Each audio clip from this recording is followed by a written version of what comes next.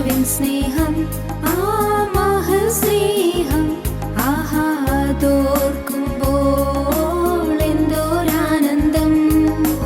യേശുവിൻ സ്നേഹം ആ മഹൽ സ്നേഹം ആഹാ അതോർക്കുമ്പോൾ എന്തോരാനന്ദം.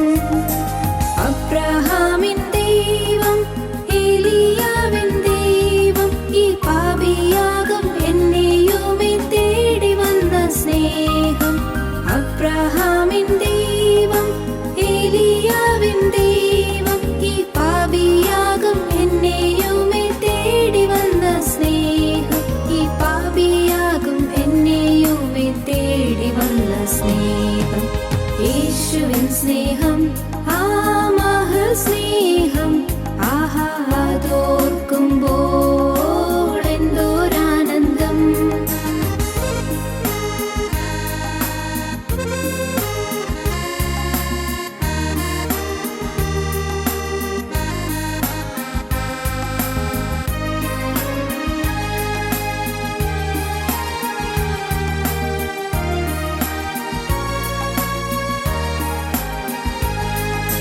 ഗോൽഗോഥാവിൻ മുകളിൽ സർവ്വലോക പാപ പരിഹാരമായി തൂങ്ങി മരിച്ചുയർത്തോരു സ്നേഹം. ഗോൽഗോഥാവിൻ മുകളിൽ സർവ്വലോക പാപ പരിഹാരമായി തൂങ്ങി മരിച്ചുയർത്തോരു സ്നേഹം. പരിഹാരമായി തൂങ്ങി മരിച്ചുയർത്തോരു സ്നേഹം. യേശുവിൻ സ്നേഹം ആ മഹൽ സ്നേഹം ആഹാ അതോർക്കുമ്പോൾ എന്തോരാനന്ദം.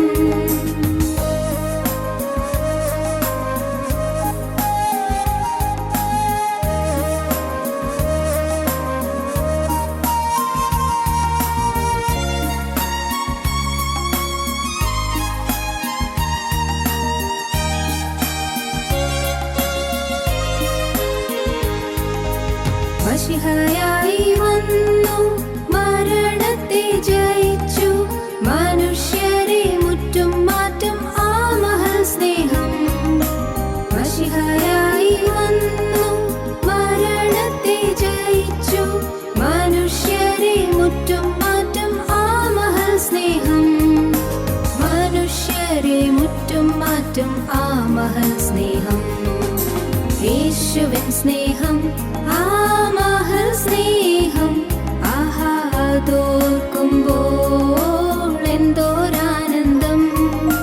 യേശുവിൻ സ്നേഹം ആ മഹൽ സ്നേഹം ആഹാ അതോർക്കുമ്പോൾ എന്തോരാനന്ദം. ഞങ്ങളോ ക്രൂശിക്കപ്പെട്ട ക്രിസ്തുവിനെ പ്രസംഗിക്കുന്നു. ദൈവ തിരുനാമത്തിന് മഹത്വം ഉണ്ടാകട്ടെ. ദൈവത്തിന് സ്തോത്രം. നമുക്ക് വായിക്കാം 107-ാമത്തെ സങ്കീർത്തനം 28 മുതൽ 30 വാക്യങ്ങൾ. അവർ തങ്ങളുടെ കഷ്ടതയിൽ യഹോവയോട് നിലവിളിച്ചു. അവൻ അവരെ അവരുടെ ഞെരുക്കങ്ങളിൽ നിന്ന് വിടുവിച്ചു. അവൻ കൊടുങ്കാറ്റിനെ ശാന്തമാക്കി. തിരമാലകൾ അടങ്ങി. ശാന്തത വന്നതുകൊണ്ട് അവർ സന്തോഷിച്ചു. അവർ ആഗ്രഹിച്ച തുറമുഖത്ത് അവൻ അവരെ എത്തിച്ചു. ദൈവത്തിന് സ്തോത്രം. അവൻ കൊടുങ്കാറ്റിനെ ശാന്തമാക്കി. തിരമാലകൾ അടങ്ങി. ശാന്തത വന്നതുകൊണ്ട് അവർ സന്തോഷിച്ചു. അവർ ആഗ്രഹിച്ച തുറമുഖത്ത് അവൻ അവരെ എത്തിച്ചു. കൊടുങ്കാറ്റിനെ ശാന്തമാക്കി. ആഗ്രഹിച്ച തുറമുഖത്തേക്ക് അവൻ അവരെ എത്തിച്ചു. വളരെ ലളിതമായി ഈ വാക്യം ആസ്പദമാക്കി നാം കുറേ കാര്യങ്ങൾക്ക് ചിന്തിച്ചു വരികയായിരുന്നല്ലോ. നിങ്ങൾക്ക് ഓർമ്മ കാണുമായിരിക്കും കൊടുങ്കാറ്റുകളെക്കുറിച്ച്. കൊടുങ്കാറ്റുകൾ, ജീവിതത്തിൽ ആഞ്ഞടിക്കുന്നതായ കൊടുങ്കാറ്റുകൾ, രോഗത്തിൻ്റെ കൊടുങ്കാറ്റാകാം, കടത്തിൻ്റെ കൊടുങ്കാറ്റാകാം, പല എതിർപ്പുകളുടെയും ആക്രമണങ്ങളുടെയും കൊടുങ്കാറ്റാകാം, കുടുംബത്തിൽ തന്നെയുള്ള കലഹത്തിൻ്റെ കൊടുങ്കാറ്റാകാം, ഭാര്യയും ഭർത്താവും തമ്മിലുള്ളതായ നീരസത്തിൻ്റെയോ ഇഷ്ടക്കേടിൻ്റെയോ കൊടുങ്കാറ്റാകാം. കൊടുങ്കാറ്റുകൾ ഇതൊന്നുമല്ലാതെ എത്രയോ കൊടുങ്കാറ്റുകളെയാണ് നാം ഓരോരുത്തരും അഭിമുഖീകരിച്ചു കൊണ്ടിരിക്കുന്നത്. കൊടുങ്കാറ്റുകൾ നാം ഒടുവിലായി ചിന്തിച്ചു വന്നത് ഇയ്യോബിൻ്റെ ജീവിതം എന്നതായി കൊടുങ്കാറ്റുകളെക്കുറിച്ചാണ്. ഇയ്യോബിൻ്റെ ജീവിതത്തിൽ, നീതിമാനായ ഇയ്യോബിൻ്റെ ജീവിതത്തിൽ കൊടുങ്കാറ്റുകൾ വന്നു. തന്മൂലം കുറേയേറെ ദുരിതങ്ങൾ അനുഭവിക്കേണ്ടി വന്നു.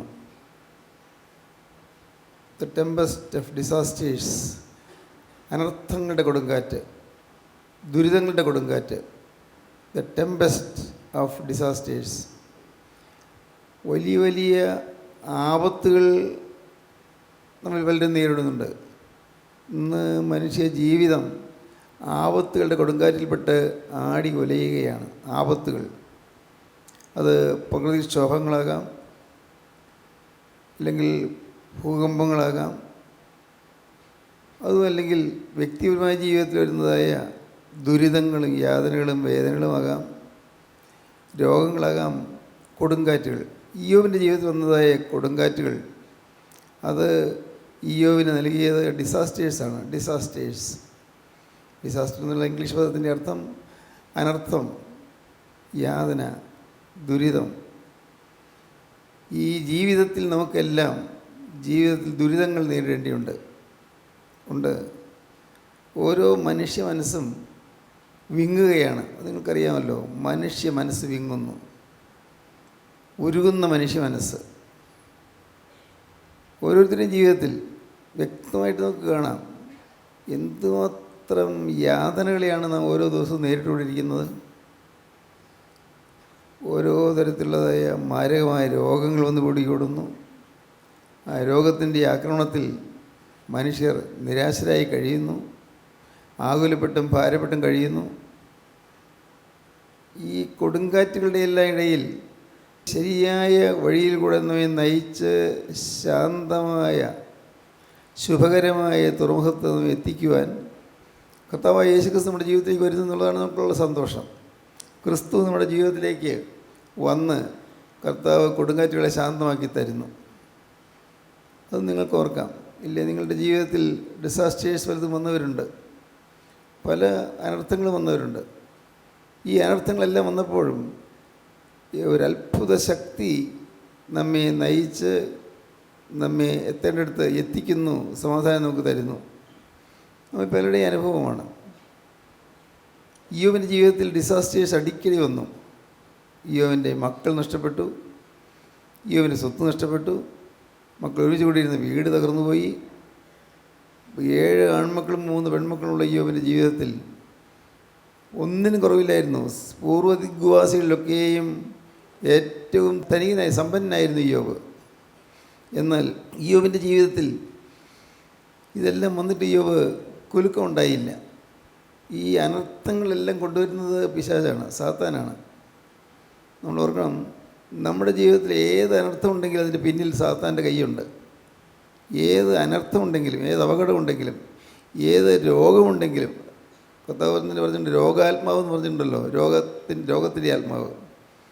ഓരോ തരത്തിൽ നമ്മെ ഹിംസിക്കുവാനും നമ്മെ നശിപ്പിക്കുവാനും പിശാച് നിരന്തരം പോരാടിക്കൊണ്ടിരിക്കുകയാണ്.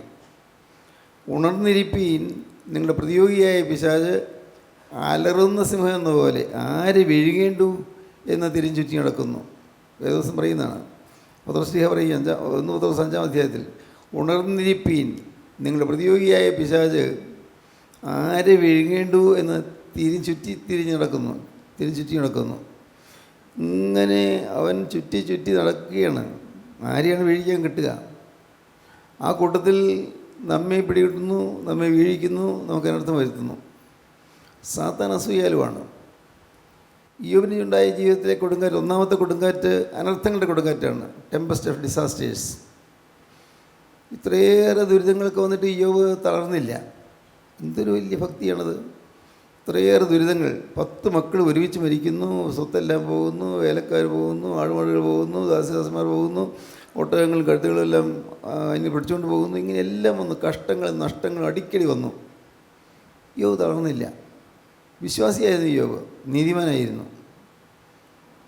എന്നാൽ ഇത്രയൊക്കെ ആയിട്ടും തളരാത്തതുകൊണ്ട് സാത്താൻ അസൂയ വരുത്തും. അവൻ പിന്നെ ചെയ്ത് ഇയ്യോബിനെ രോഗം വരുത്താനുള്ള യത്നമായിരുന്നു. ഇയ്യോബിൻ്റെ ഉള്ളംകാൽ മുതൽ നെറുകന്തല വരെ രോഗം വന്നു. ആസകലം വ്രണം നിറഞ്ഞു. കഠിനമായ വേദന. ആ വേദനയുള്ള പാകത്തിൻ്റെ ഇടയ്ക്ക് അല്പം വിടവുണ്ടായാൽ അവിടെ ഭയങ്കരമായ ചൊറിച്ചിൽ. അവിടെ ഇയ്യോബ് ഓട്ടിൻ കഷ്ണം കൊണ്ട് അവിടെ ചൊറിഞ്ഞുകൊണ്ടിരുന്നു. ഇയ്യോബിൻ്റെ അടുക്കിലേക്ക് സ്വന്തം ഭാര്യയ്ക്ക് പോലും ചെല്ലാൻ പറ്റാത്ത വിധത്തിലായിരുന്നു ദുർഗന്ധം. മൂക്ക് പൊത്തിക്കൊണ്ടാണ് വേലക്കാർ പോലും നിന്നത്. എത്ര ദയനീയമായിരുന്നു. ദ ടെമ്പസ്റ്റ് ഓഫ് ഡിസീസസ്, രോഗങ്ങളുടെ കൊടുങ്കാറ്റ്. ഇതൊക്കെ പറയുമ്പോൾ നിങ്ങൾ ഓർത്ത് നോക്കണം, നിങ്ങളുടെയൊക്കെ ജീവിതത്തിൽ ഈ കൊടുങ്കാറ്റ് എത്രത്തോളമൊക്കെ വന്നിട്ടുണ്ട്. ഡിസാസ്റ്റേഴ്സ് വന്നിട്ടില്ലേ? ആപത്തിൽ വന്നിട്ടില്ലേ? അനർത്ഥങ്ങൾ സംഭവിച്ചിട്ടില്ലേ? അത്യാഹിതങ്ങൾ സംഭവിച്ചിട്ടില്ലേ? ഒരിക്കലും നേരെയാകാൻ പറ്റുമെന്ന് പ്രതീക്ഷയില്ലാത്ത വിധത്തിലുള്ളതായ ദുരിതങ്ങൾ സംഭവിച്ചിട്ടില്ലേ? ഉണ്ട്. ഭാഗ്യവശാൽ ദൈവം അതിൽ നിന്നെല്ലാം കരയേറ്റി നമ്മളെ കൊണ്ടുവന്നു മാത്രം. ഇവൻ്റെ ജീവിതത്തിൽ രോഗം വന്നതുപോലെ നമുക്കും മാരകമായ രോഗങ്ങൾ വന്നിട്ടില്ലേ? ഓപ്പറേഷൻ ടേബിളിൽ കിടക്കാൻ തുടങ്ങുമ്പോഴേക്കും തീർന്നു, ഇതായിരിക്കും ഒരുപക്ഷെ എൻ്റെ ജീവിതത്തിൻ്റെ അവസാനം ഞാൻ ലോകത്തെ കാണുന്നത് എന്ന് ചിന്തിച്ച സമയങ്ങളുണ്ടായിട്ടില്ലേ? ചിലർക്കെങ്കിലും തീർന്നു, ജീവിതം തീർന്നു, ആയുസ് തീർന്നു, ഇനി പ്രതീക്ഷിക്കുക വകയില്ല എന്ന് വിചാരിക്കുന്ന സന്ദർഭങ്ങൾ വന്നിട്ടുണ്ട്. എന്നാൽ നിത്യനായ ദൈവത്തിൻ്റെ കൃപയാലത്തിൽ നിന്നെല്ലാം നമ്മെ കൊണ്ടുവന്നു. വചനം കേൾക്കാൻ നമ്മെ ആനയിച്ചു. കൊടുങ്കാറ്റുള്ള കർത്താവ് ശാന്തമാക്കി തന്നു. Tempest of diseases. ദൈവത്തിന് സ്തോത്രം. കൊടുങ്കാറ്റുകളിൽ ആടി ഉലയുന്ന ജീവിതം. നിങ്ങൾ പലർക്കും അനുഭവങ്ങൾ പറയാൻ കാണും. കൊടുങ്കാറ്റ്. ഇയ്യോബ് തളർന്നുപോയി. ഇയ്യോബ് ക്ഷീണിതനായി. ശരീരമാസകൽ രോഗമായി. വേദനിക്കുകയും പൊളഞ്ഞ് വേദനിച്ച് വിഷമിക്കുകയും ചെയ്യുമ്പോൾ സ്വന്തം ഭാര്യ പോലും പറഞ്ഞു, നിങ്ങൾ ഇനി ആത്മഹത്യ ചെയ്യരുതോ? സങ്കടകരമായിപ്പോയി ആ വാക്ക്. സ്വന്തം ഭാര്യയിൽ നിന്ന് ആ വാക്ക് വന്ന്, ഇനി എന്തിന് ജീവിച്ചിരിക്കണം? നിങ്ങൾ ആത്മഹത്യ ചെയ്യുക. ഇത്രയും നാളും ദൈവമേ ദൈവമേ എന്ന് വിളിച്ച് നടന്നു, ഭക്തനായി നടന്നു. എന്നിട്ട് ഇതല്ലേ നിങ്ങൾക്ക് കിട്ടിയത്? ആ ദൈവത്തെ ഇങ്ങ് ഉപേക്ഷിച്ച് കളയുക. ദൈവത്തെ ത്യജിച്ച് കളഞ്ഞ് ആത്മഹത്യ ചെയ്യൂ എന്നാണ് ഇയ്യോബിൻ്റെ ഭാര്യ കൊടുത്ത ഉപദേശം. ഭയാനകമായി. താങ്ങാൻ പറ്റുന്നതിനപ്പുറമാണത്. ഒരു പ്രതിസന്ധി വന്നപ്പോൾ ഒപ്പം ഇരുന്ന് പ്രാർത്ഥിക്കേണ്ടവൾ, ഒരു നല്ല വാക്ക് പറയേണ്ടവൾ പറയുകയാണ്, ചത്തുകൊള്ളാനാ പറയുന്നത്. നീ ആത്മഹത്യ ചെയ്യുക. എന്തൊരു ദയനീയമായ ചിത്രമാണത്. ഒരുപക്ഷേ നമ്മിൽ പലരുടെയും ഏറ്റവും സ്വന്തപ്പെട്ടവർ നമ്മെ നിരുത്സാഹപ്പെടുത്തുന്നുണ്ടായിരിക്കും. നമ്മുടെ ഭാര്യ അല്ലെങ്കിൽ ഭർത്താവ് അല്ലെങ്കിൽ മക്കൾ അല്ലെങ്കിൽ മാതാപിതാക്കൾ ആരെങ്കിലുമൊക്കെ നമ്മളെ നിരുത്സാഹപ്പെടുത്തുന്നവരുണ്ടായിരിക്കും. നമുക്ക് പ്രോത്സാഹനം തരേണ്ടവർ നമ്മെ നിരുത്സാഹപ്പെടുത്തുന്നു. അവർ പ്രോത്സാഹനം തരുമെന്നാണ് നമ്മുടെ പ്രതീക്ഷയുണ്ടായിരുന്നത്. പ്രോത്സാഹനം തന്നില്ല.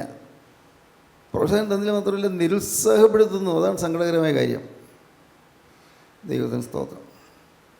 ഇയ്യോബ് അത്രയും ആയപ്പോൾ ഇയ്യോബ് ഒന്ന് ചിന്തിച്ചു.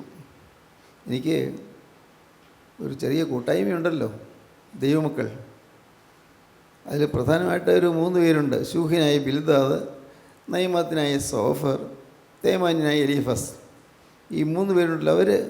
അവരിപ്പോഴൊന്ന് വന്നിരുന്നെങ്കിൽ, ഒന്ന് ഒരുമിച്ചിരുന്ന് പ്രാർത്ഥിക്കാൻ പറ്റിയിരുന്നെങ്കിൽ ഇനി എത്രയെങ്കിലും ഒരു സമാധാനം കിട്ടുമായിരുന്നല്ലോ. ഇയ്യോബ് തീർത്തും അവശനായി. അപ്പോഴാണ് ഇയ്യോബിൻ്റെ ജീവിതത്തിൽ അടുത്ത കൊടുങ്കാറ്റ്. The Tempest of despair. നിരാശയുടെ കൊടുങ്കാറ്റ്. The Tempest of despair. നിരാശയുടെ കൊടുങ്കാറ്റ്. നമുക്ക് വായിക്കാം. ഇയ്യോബിൻ്റെ പുസ്തകം 3-ാം അധ്യായം 1-ാം വാക്യങ്ങൾ വായിക്കാം. അനന്തരം ഇയ്യോബ് വായു തുറന്ന് തൻ്റെ ജന്മദിവസത്തെ ശപിച്ചു. ഇയ്യോബ് പറഞ്ഞതെന്തെന്നാൽ, ഞാൻ ജനിച്ച ദിവസവും ഒരാൺ ഉൽപ്പാദിച്ചു എന്ന് പറഞ്ഞ രാത്രിയും നശിച്ചു പോകട്ടെ, ആ നാൾ ഇരുണ്ടു പോകട്ടെ. മേലിൽ നിന്ന് ദൈവം അതിനെ കടാക്ഷിക്കരുതേ, പ്രകാശം അതിന്മേൽ ശോഭിക്കുകയുമരുതേ. ഇരുളും അന്ധതമസ്സും അതിനെ സ്വാധീനമാക്കട്ടെ, ഒരു മേഘം അതിന്മേൽ അമരട്ടെ. പകലിനെ ഇരുട്ടുന്നതൊക്കെയും അതിനെ പേടിപ്പിക്കട്ടെ. ദൈവത്തിന് സ്തോത്രം. ഇയ്യോബ് ജന്മദിവസത്തെ ശപിക്കുകയാണ്. ഞാൻ എന്തിന് ജനിച്ചു? ഞാൻ ജനിച്ചപ്പോൾ തന്നെ അങ്ങ് മരിച്ചു പോയിരുന്നെങ്കിൽ, അല്ല മരിച്ച അവസ്ഥയിൽ ഞാൻ ഈ ഭൂമിയിലേക്ക് വന്നിരുന്നെങ്കിൽ, ഒരു ചാപ്പിള്ളയായി തീർന്നിരുന്നെങ്കിൽ, ഞാൻ അന്ന് എനിക്ക് മരിച്ചു പോയി എത്ര നന്നായിരുന്നു. ഒരു ആൺകുട്ടി ജനിച്ചു എന്ന് എൻ്റെ പ്രിയപ്പെട്ടവരോട് സൂതികർമ്മിണി പറഞ്ഞ സമയം, ആ സമയം നശിച്ചു പോകട്ടെ, ശപിക്കുകയാണ്. നാശത്തിലേക്ക് മനസ്സ് അങ്ങ് താണ് പോവുകയാണ്. നിരാശ. ഈ വാക്കുകൾ ഒരുപക്ഷെ നിങ്ങൾക്ക് എളുപ്പം മനസ്സിലാകും. ദ ടെമ്പസ്റ്റ് ഓഫ് ഡിസ്പെയർ, നിരാശയുടെ കൊടുങ്കാറ്റ്. അനേകരിന്ന് നിരാശയിലാണ്, ആശയറ്റവരാണ്. ഒരു പ്രതീക്ഷയില്ല ജീവിതത്തിൽ.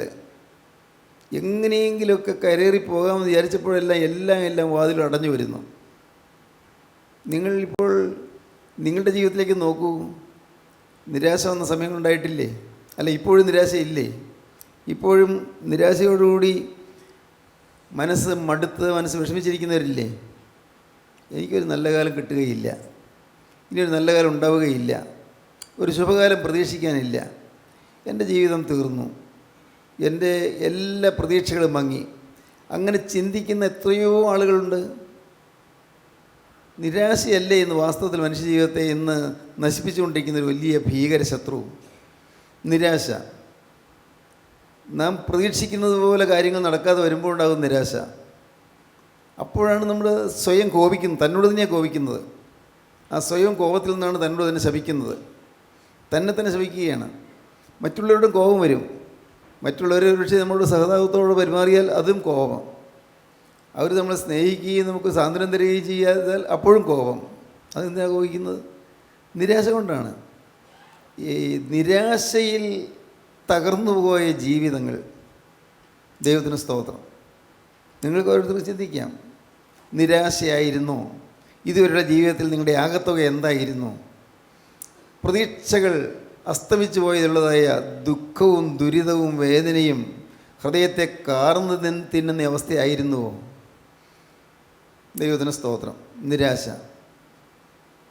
അപകർഷതാബോധമാകാം. അപകർഷതാബോധം. ഞാൻ എല്ലാവരും പഠിച്ചതുപോലെ എനിക്ക് പഠിക്കാൻ പറ്റിയില്ല, എല്ലാവർക്കും ജീവിക്കുന്നത് പോലെ എനിക്ക് ജീവിക്കാനുള്ള ചുറ്റുപാടില്ല, എൻ്റെ ഒരുമിച്ച് ഞങ്ങളുടെ നാട്ടിൽ അല്ലെങ്കിൽ ഞങ്ങളുടെ ദേശത്തുള്ള പലരും സുഖമായിട്ട് ജീവിക്കുന്ന പോലെ സുഖമായി ജീവിക്കാനുള്ള സാധ്യതയില്ല, എനിക്ക് എൻ്റെ ഭർത്താവ് അങ്ങ് മരിച്ചുപോയി, ഞാൻ ഏകാഗിയായിപ്പോയി. നിരാശ. എനിക്കറിഞ്ഞുകൂടാ ഫോൺ ബിൽ എങ്ങനെയാണ് അടയ്ക്കേണ്ടത്, ഇലക്ട്രിസിറ്റി ബിൽ എങ്ങനെയാണ് അടയ്ക്കേണ്ടത്, വാട്ടർ കണക്ഷന് കിട്ടിയതിൻ്റെ അതിൻ്റെ ബിൽ എങ്ങനെയാണ് അടയ്ക്കേണ്ടത്, എനിക്കൊന്നും അറിയാൻ പാടില്ല. നികുതി കൊടുക്കേണ്ടത് എങ്ങനെയാണ്, എവിടെയാണ്, അതൊന്നും എനിക്കറിയാൻ പാടില്ല. അതെല്ലാം ഭർത്താവാണ് ചെയ്തുകൊണ്ടിരുന്നത്. അദ്ദേഹം എനിക്ക് പറന്നുപോയില്ലേ? അദ്ദേഹത്തിന് ഇതൊന്നും കാണണ്ടല്ലോ. എല്ലാം ദുഃഖവും ദുരിതവും ഒന്നും ഇല്ലാത്ത ദേശത്തേക്ക് അദ്ദേഹം പോയല്ലോ. ഇനി ഞാൻ വേണമല്ലോ ഈ കുഞ്ഞുകുട്ടികളെയെല്ലാം പരിപാലിക്കാൻ, ഈ കുഞ്ഞുങ്ങളെയെല്ലാം നോക്കാൻ ഞാൻ വേണമല്ലോ. എനിക്കതിനുള്ള കഴിവില്ലല്ലോ, അതിനുള്ള പ്രാപ്തിയില്ലല്ലോ, എന്നെ താങ്ങാൻ എനിക്ക് ആരുമില്ലല്ലോ. ഇങ്ങനെയുള്ള നിരാശകരമായ ചിന്തകളിൽ മുഴുകി വലഞ്ഞുകൊണ്ടിരിക്കുന്ന അനേകം ആളുകളുണ്ട്. ദൈവത്തിന് സ്തോത്രം.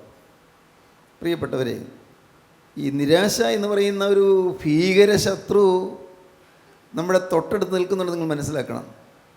നാം വിചാരിക്കുന്നത് പോലെ കാര്യങ്ങൾ നടക്കാതെ വരുമ്പോൾ നിരാശ. ചില കുട്ടികൾ പരീക്ഷയ്ക്ക് റിസൾട്ട് വരുമ്പോൾ നിരാശപ്പെട്ട് ആത്മഹത്യ ചെയ്യുന്നവരുണ്ട്. പത്രത്തിൽ കാണാറുണ്ടല്ലോ, നിരാശ, ആത്മഹത്യ ചെയ്യുന്നു. വാസ്തവത്തിൽ ഒന്ന് ചിന്തിച്ചാൽ ആത്മഹത്യ ചെയ്യേണ്ട ആവശ്യമില്ല. ഇന്ന് തോറ്റെങ്കിൽ നാളെ ജയമുണ്ട്, അത്രേ ചിന്തിക്കേണ്ട ആവശ്യമുള്ളൂ. ജീവിതത്തിൽ പ്രതീക്ഷകൾക്ക് വിരുദ്ധമായി സംഭവിക്കുമ്പോഴെല്ലാം നിരാശ വന്നു കൂടുന്നു, ആശയറ്റവരായിത്തീരുന്നു, സമാധാനമില്ലാത്തവരായിത്തീരുന്നു. ഓരോ മനുഷ്യനും നോക്കിയാൽ കാണാം നിരാശ, മനസ്സ് മടുത്ത് വിഷമിച്ചിരിക്കുന്നു. ദൈവത്തിന് സ്തോത്രം. വളരെ നാളുകളായി ആറ്റുനോറ്റ് കിട്ടിയൊരു കുഞ്ഞ്, പ്രാർത്ഥിച്ച് കിട്ടിയൊരു കുഞ്ഞ്. ആ കുഞ്ഞ് പിറന്നു വന്നപ്പോൾ അപ്പോഴാണ് മനസ്സിലായത്, ആ കുഞ്ഞിന് കൈകൾ ചലിക്കുന്നില്ല, കൈ അനങ്ങുന്നില്ല, കൈ സ്റ്റിഫായിട്ട് കൈ അനങ്ങാതിരിക്കുന്നു. പിന്നെയാണ് മനസ്സിലായത് ആ കൈ നിവരുകയില്ല. ഡോക്ടേഴ്സ് പറഞ്ഞു ഇത് പ്രതീക്ഷിക്കുക വകയില്ല, പിന്നെ ഓപ്പറേറ്റ് ചെയ്ത് നോക്കാം. ഡോക്ടേഴ്സ് പറയുന്നു. ആ അമ്മയുടെ, ആ കുട്ടിയുടെ അപ്പൻ്റെ വേദന എന്തായിരിക്കും? നിരാശയാണ്. വളരെ വലിയ പ്രതീക്ഷയോടെയാണ് വിവാഹം കഴിച്ചത്. വിവാഹം കഴിഞ്ഞ് ആദ്യത്തെ ആഴ്ചയൊന്നും കുഴപ്പമില്ല. ഏതാനും ദിവസം കഴിഞ്ഞപ്പോഴേക്കും കൊണ്ട് വിവാഹം കഴിച്ച ചെറുപ്പക്കാരന് അവൻ പെട്ടെന്ന് വയലൻ്റ് ആകുന്നു, പെട്ടെന്ന് ദേഷ്യഭാവം ഉണ്ടാകുന്നു, വയലൻ്റ് ആകുന്നു. എന്താ കാര്യം? അവൻ പെട്ടെന്ന് സുബോധമില്ലാത്തതിനെ പോലെ പെരുമാറുന്നു. അയ്യോ, എന്ത് പറ്റി? വലിയ സ്വത്തുള്ള കുടുംബത്തിൽ കല്യാണം കഴിച്ചു വിട്ടു, നല്ല വിദ്യാഭ്യാസമുള്ള ചെറുപ്പക്കാരനാണ് കല്യാണം കഴിക്കുന്നത്. പെട്ടെന്ന് ഈ വയലൻ്റ് ആകാൻ കാരണം എന്താണ്? അപ്പോൾ മനസ്സിലായത് നേരത്തെ തന്നെ അവന് മാനസിക രോഗം ഉണ്ടായിരുന്നു. ഗുളിക കഴിച്ചാൽ കുഴപ്പമില്ലായിരുന്നു, പക്ഷേ ഗുളിക ഈ കല്യാണത്തിന് 2-3 ദിവസം മുമ്പ് മുതലേ ഗുളിക നിർത്തി. ഗുളിക നിർത്തി കഴിഞ്ഞപ്പോഴേക്കും അതിൻ്റെ തിരിച്ചടിയായി, പ്രയാസമായി. ഇതെല്ലാം ഓരോ സ്ഥലത്തും ഓരോരുത്തരുടെ ജീവിതത്തിൽ നിന്ന് കാര്യങ്ങളാണ് ഞാൻ പറയുന്നത്. പെട്ടെന്നാണ് എല്ലാം തകിടം മറിഞ്ഞത്, സമാധാനം പോയി. ആ പെൺകുട്ടി ഏങ്ങലടിച്ച് കരഞ്ഞുകൊണ്ട് അവളുടെ അപ്പൻ്റെ അടുക്കിലേക്ക് വരുന്നു. നിരാശകരമായ സാഹചര്യം പലതും ഇതുപോലെ പലതും പറയാനുണ്ടാകും. എഞ്ചിനീയറിംഗ് ഡിഗ്രി കഴിഞ്ഞതിന് ശേഷം ഞങ്ങളുടെ ഇളയ മകൻ അവൻ ബോംബെയിൽ ജോലി ചെയ്യായിരുന്നു. അപ്പോൾ നാട്ടിൽ ജോലി ചെയ്യണമെന്നുള്ള ആഗ്രഹം ഉണ്ടായിരുന്നു. അപ്പോൾ അവന് അന്ന് ഒരു വലിയ കമ്പനിയിൽ ജോലി ചെയ്യാനുള്ള അവസരം കിട്ടി, ജോലിക്കുള്ള അപ്പോയിൻമെൻറ്റ് കിട്ടി. പക്ഷേ അവൻ ബോംബെയിൽ നിന്ന് അവിടെയുള്ളവരോടൊക്കെ യാത്ര പറഞ്ഞ് വളരെ സന്തുഷ്ടനായി പോരുകയായിരുന്നു. ഒന്ന് കഴിഞ്ഞപ്പോഴാണ് മനസ്സിലായത് ആ കമ്പനിയിലെ ആ ജോലി അവർ ഒരു മന്ത്രിയുടെ ശുപാർശ അനുസരിച്ച് വേറൊരാൾക്ക് കൊടുത്തു എന്ന്. ഞാൻ ഓർക്കുന്നു, അവൻ തീർത്തും നിരാശനായിപ്പോയി. അവിടെ ബോംബെയിൽ ഉണ്ടായിരുന്ന ജോലി കളഞ്ഞിട്ട് പോകുന്നതാണ്. ദൈവത്തിന് സ്തോത്രം. ഞാനവനെ ആശ്വസിപ്പിച്ചു. നമ്മുടെ ദൈവം ജീവിക്കുന്നുണ്ട്, നമ്മുടെ ദൈവം എല്ലാം കാണുന്നുണ്ട്. ദൈവത്തിൽ വിശ്വസിക്കുക. ആദ്യമൊന്നും അവന് അങ്ങ് ഉൾക്കൊള്ളാൻ പറ്റിയില്ല. കാരണം ഇത്രയും വലിയൊരു അബദ്ധം പറ്റിയല്ലോ. ഉള്ള ജോലി കളഞ്ഞിട്ട് പോകുന്ന, അവരോടെല്ലാം യാത്ര പറഞ്ഞു പോകുന്ന, വലിയ സന്തോഷത്തോടെ ഇവിടെ ജോയിൻ ചെയ്യാൻ വന്നപ്പോഴേക്കും ജോലിയില്ല. ദൈവത്തിന് സ്തോത്രം. എൻ്റെ ഈ ഹൃദയത്തെ വേദനിപ്പിച്ചു. അവൻ്റെ നിരാശ എങ്ങനെ മാറ്റിയെടുക്കും? ദൈവത്തിന് സ്തോത്രം. ഞാനിതെല്ലാം ഓരോന്നോരോന്ന് ഇങ്ങനെ എണ്ണി പറയുന്നത് നിങ്ങളുടെയൊക്കെ ജീവിതത്തിൽ ഇതുപോലെയുള്ള അനുഭവങ്ങൾ ഉണ്ടായി കാണാം. പക്ഷേ ഓൾ ഫോർ ദ ബെസ്റ്റ് എന്നൊന്ന് ചിന്തിച്ചാൽ കാര്യം ശരിയാകും. ഞാൻ അവനോട് പറഞ്ഞു, ദൈവത്തെ സ്നേഹിക്കുന്നവർക്ക് നിർണയപ്രകാരം വിളിക്കപ്പെട്ടവർക്ക് തന്നെ സകലവും നന്മയ്ക്കായി കൂടി വ്യാപരിക്കുന്നു. ഇത് കിട്ടാഞ്ഞത് നന്മയ്ക്കാണ് എന്ന് വിശ്വസിക്കുന്നു പറഞ്ഞു. കിട്ടാഞ്ഞത് നന്മയ്ക്കാണെന്ന്. ദൈവത്തിന് സ്തോത്രം. എന്തൊരു അത്ഭുതം! അത് ഭാഗ്യമായിപ്പോയി കിട്ടാതിരുന്നത്. അതുകൊണ്ടാണ് സ്വന്തമായി ഒരു ബിസിനസ് തുടങ്ങണമെന്നൊക്കെ അവൻ ആഗ്രഹിച്ചതും അങ്ങനെ ഇന്ന് അഗപ്പെ എന്ന ഈ സ്ഥാപനം ഉണ്ടായതും. ദൈവത്തിന് സ്തോത്രം. പ്രിയപ്പെട്ടവരെ, ഇന്ന് നിരാശയാണ്, നിരാശയിൽ തളർന്നിരിക്കുന്നവരാണ്, നാളെയെക്കുറിച്ചുള്ള പ്രതീക്ഷകളെല്ലാം മങ്ങിപ്പോയവരാണ്. നല്ല നല്ല മധുരക്കിനാക്കൾ ഉണ്ടായിരുന്നു, നല്ല സ്വപ്നങ്ങൾ എല്ലാം കരിഞ്ഞുണങ്ങി. അങ്ങനെ ഉള്ളവർ ആരെല്ലാം ഈ വാക്കുകളിൽ നിന്ന് കേൾക്കുന്നുണ്ട്? സ്വപ്നങ്ങൾ കരിഞ്ഞുണങ്ങിയവർ, പ്രതീക്ഷകൾ മങ്ങി മയങ്ങിയവർ, ജീവിതം തളർന്ന് വശം കെട്ടുപോയവർ. ദൈവത്തിന് സ്തോത്രം. ദൈവത്തിന് വലിയ നാമം മഹത്വപ്പെടട്ടെ. ഞാൻ പത്രത്തിൽ വായിച്ചു, ഈ ചില മെഡിക്കൽ കോളേജുകളിൽ പഠിക്കുന്ന കുട്ടികളുടെ അവരുടെ പഠിത്തം നിർത്തേണ്ടി വരുന്നു. അതിന് അവിടെ ആ മെഡിക്കൽ കോളേജിന് അനുവാദമില്ല. എന്തൊരു കഷ്ടം! അഡ്മിഷൻ കിട്ടി, കുട്ടികൾ മെഡിക്കൽ കോളേജിൽ പഠിക്കുന്ന കുട്ടികൾ ഇനി പഠിക്കാൻ പറ്റാത്ത സ്ഥിതിയിലായിത്തീർന്നു. ഇതൊരു സങ്കടകരമായ കാര്യം. ആ കുഞ്ഞുങ്ങളുടെ നിരാശ ഞാൻ മനസ്സിൽ ധ്യാനിച്ചു. ആ കുഞ്ഞുങ്ങൾ അവരെന്തുമാത്രം നിരാശപ്പെട്ട് കാണും. ഇനി വേറൊരു സ്ഥലത്ത് അഡ്മിഷൻ നേടാനുള്ള സമയം ഇങ്ങോട്ട് ഇല്ലതാനും. സമയം പോവുകയും ചെയ്തു. ഇനി ഒരു ടെസ്റ്റ് എഴുതി പാസ്സായി മെഡിക്കൽ നീറ്റ് എഴുതി എടുക്കാൻ നോക്കിയാൽ അപ്പോഴേക്കും ഒരുപക്ഷെ ഇനി പഠിക്കാൻ നോക്കുമ്പോൾ കിട്ടണമെന്നില്ല. കാരണം ഇപ്പോൾ പഠിച്ചു വന്നതെല്ലാം പലതും മറന്നു. എന്തൊരു നിരാശയിലായിരിക്കുക കുഞ്ഞുങ്ങൾ. പക്ഷേ ഞാൻ പറയുന്നു, എൻ്റെ അഭിപ്രായമാണ്, ദൈവത്തെ സ്നേഹിക്കുന്നെങ്കിൽ എല്ലാം നന്മയ്ക്കാക്കി തീർക്കും. ചിന്തിക്കാൻ വിഷമമാണ്. ഞാൻ ദൈവത്തിൻ്റെ ആത്മാവ് അങ്ങനെ പറഞ്ഞിട്ടല്ല ഞാൻ പറയുന്നത്. ഞാൻ എൻ്റെ സ്വന്തം അഭിപ്രായം പറയുകയാണ്. അനുഭവങ്ങളുടെ വെളിച്ചത്തിൽ നിരാശപ്പെടേണ്ട. നല്ല കാലങ്ങൾ വരും. അത് ദൈവം ഏറ്റവും നല്ലതായി മറ്റൊന്നിനു വേണ്ടി ദൈവം ഒന്ന് രൂപാന്തരപ്പെടുത്തി തരും. ദൈവത്തിന് സ്തോത്രം. ഈ നിരാശയിൽ മുറ്റിയ അനുഭവത്തിൽ, യാതനയിൽ, വേദനയിൽ പൊളഞ്ഞുകൊണ്ടിരിക്കുന്നവർ, നിങ്ങൾ വിശ്വസിക്കൂ, ഒരു ദൈവം ജീവിക്കുന്നുണ്ട്. നിങ്ങളെ ആ യേശു സ്നേഹിക്കുന്നുണ്ട്. വ്യക്തമാണ് കാര്യം. അത് നിങ്ങൾ ഉറയ്ക്കുക. എന്തെല്ലാം കാര്യങ്ങളിൽ നാളുകൾ വിവാഹം കഴിഞ്ഞ് വർഷങ്ങൾ കഴിഞ്ഞു, ഒരു കുഞ്ഞുണ്ടാകുന്നില്ല, നിരാശ, ഇതെല്ലാം ഉണ്ടല്ലോ, കടത്തിൻ്റെ പെരുപ്പത്തിൽ വലഞ്ഞു പോകുന്നുണ്ടല്ലോ, നിങ്ങൾ വിശ്വസിക്കൂ, ഇതെല്ലാം നന്മയ്ക്കാക്കി ദൈവം രൂപാന്തരപ്പെടുത്തി തരും. ഉറപ്പാണ് ആ കാര്യം. ഒരു കാര്യം മാത്രം ചെയ്താൽ മതി, യേശുവിനെ സ്നേഹിച്ചാൽ മാത്രം മതി. ദൈവത്തെ നിങ്ങൾ സ്നേഹിക്കുന്നുവെങ്കിൽ, ദൈവത്തെ സ്നേഹിക്കാൻ നിങ്ങൾ തീരുമാനം എടുക്കുന്നുവെങ്കിൽ, വന്ന ദുരിതങ്ങളെല്ലാം നന്മയ്ക്കാക്കി ദൈവം മാറ്റിത്തരും. വന്ന കഷ്ടങ്ങളും നഷ്ടങ്ങളും എല്ലാം ദൈവം നന്മയ്ക്കാക്കി മാറ്റിത്തരും. All things work together for good for those who love God. ദൈവത്തിന് സ്തോത്രം. ദൈവത്തെ സ്നേഹിക്കുന്നവർക്ക്, നിർണയപ്രകാരം വിളിക്കപ്പെട്ടവർക്ക് തന്നെ സകലവും ആ സകലവും എന്നുള്ളത് അണ്ടർലൈൻ ചെയ്യണം. ദൈവത്തെ സ്നേഹിക്കുന്നവർക്ക്, നിർണയപ്രകാരം വിളിക്കപ്പെട്ടവർക്ക് തന്നെ സകലവും നന്മയ്ക്കായി കൂടി വ്യാപരിക്കുന്നതെന്ന് നാം അറിയുന്നു. നന്മയ്ക്കായി തീർക്കും. ദൈവത്തിന് സ്തോത്രം.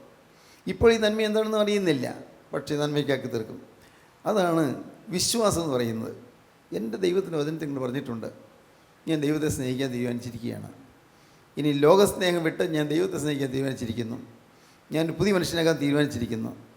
യേശുക്രിസ്തു എനിക്ക് വേണ്ടി ചൊല്ലിയ രക്തത്തിൻ്റെ വിലയായി ഞാൻ പൂർണ്ണ വിശുദ്ധനായി ജീവിക്കാൻ ഞാൻ ഇതാ തീരുമാനിച്ചിരിക്കുന്നു.